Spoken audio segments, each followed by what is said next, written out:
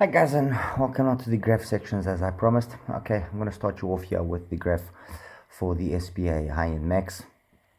And as you can see, and I'm going to take here this 100 hertz point, which is a point that I like using. As you can see, that point there corresponds to over 2K, which is already a good start. And then the amount of energy that you have above that is not significant, and ultimately it's very much compensated by this let's say thickness, although thickness here is not maybe the best word, but this energy that you have in terms of the mid bass, which takes away from any possible let's say aggressiveness or anything of the sort that might happen up there. The next one I'm going to put you now is the STA Hi End. And as you can see, they, in essence, basically the same thing. The difference that exists here is that you've lost a little bit of energy here in the upper mids and treble. But as I mentioned as well in the review, the difference that of what we have lost here, because then this is on both a coupler related peak, mostly a coupler related peak, is not significant. I mean, we're talking about, let's say here at 3K on the max, we have 75 roughly. On the non-max, we have 73. That 3 dB difference, yes, obviously you can perceive it. Yes, I'm not going to say you can't, but it's nothing which is really, huge. And that's what I was saying as well during the review, that you can't really, there is a difference. You can pick up on that difference, but under more normal listening, you really will be struggling to pick up the difference between the two of them. And the reality is, look, they both sound amazing. Any possible difference that might also exist there in terms of the timbre and the tonality being a little bit different in one and the other is basically down to the shell. One is a metal shell and will resonate in a specific manner, while the other one is a resin shell and it will resonate in a different manner. The two double DDs, so this one here is the STA Hi End Max. And again, let me take this into consideration, those points that I like taking. 100 hertz, you can see that it corresponds to, again, over 2 kilohertz, and you have that little kind of peak over there. Plenty of extension past 10K. But again, whatever aggressiveness that this area here between 4 and 6 would in any way possibly be present is mitigated by this nice fullness of the mid bass here. As I said, yes, okay, it's not the ultimate in terms of audiophile correctness, if that is what you are looking. I mean, we are talking about a bass gain in the region of roughly 10 dBs, okay, and a pinna gain of, again, 10 dBs roughly, which obviously takes it into a V-shaped territory, as we already know is the characteristic of EarAcoustic, let's say, sound signature. But it's the way that it's done that above all makes it special. And this is the same sort of sound that we get from Panon and from ISN. They also have a signature for the most part, which is very unconventional. But the reality is it down to the choice of the actual hardware, so the drivers? Is it down to a choice of how that tuning is then come to, how the integration, the coherence of the drivers is put together?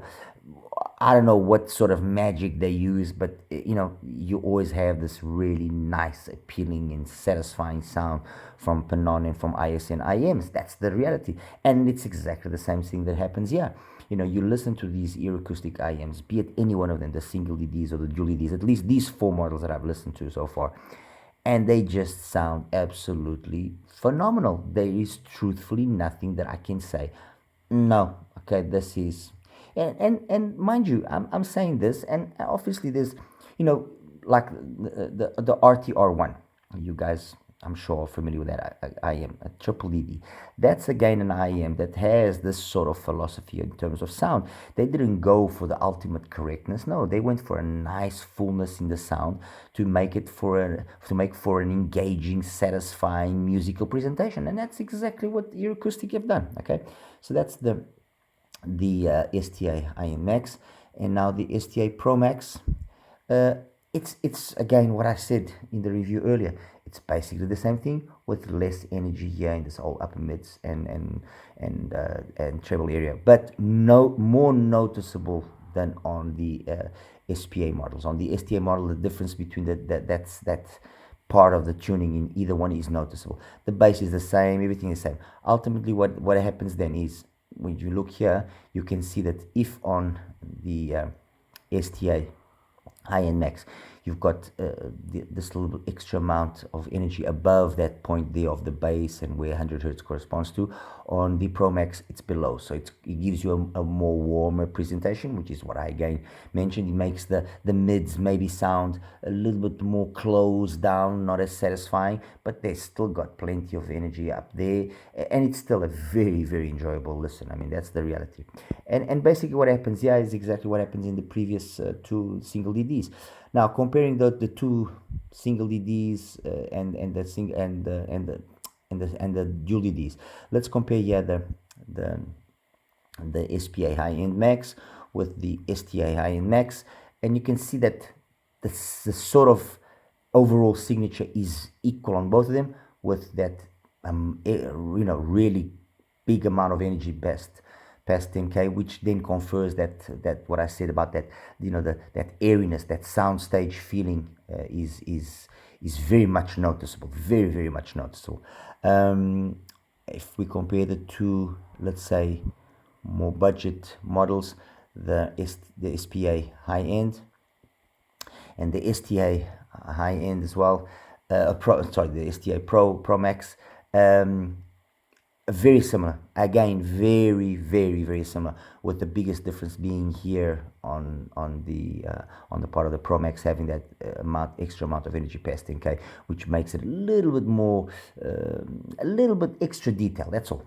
All right, guys, I think and I hope I was helpful with this review. Like I said, I really enjoyed listening to these IMs. I'm really having a great fun listening to these products from EarAcoustic. I want to thank EarAcoustic, for obviously having helped me out with acquiring some of these IMs, and I also want to thank HIFIGO, which I bought one of the IMs from them, and I'm really looking forward to getting some more models from them and trying them out and seeing what it's all about, and ultimately then conveying that experience to you guys and letting you know if the cheaper models are also as satisfying and as engaging, and if also worthwhile.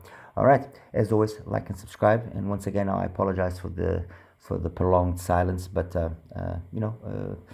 life happens, like I said. All right, you take care now. Bye bye.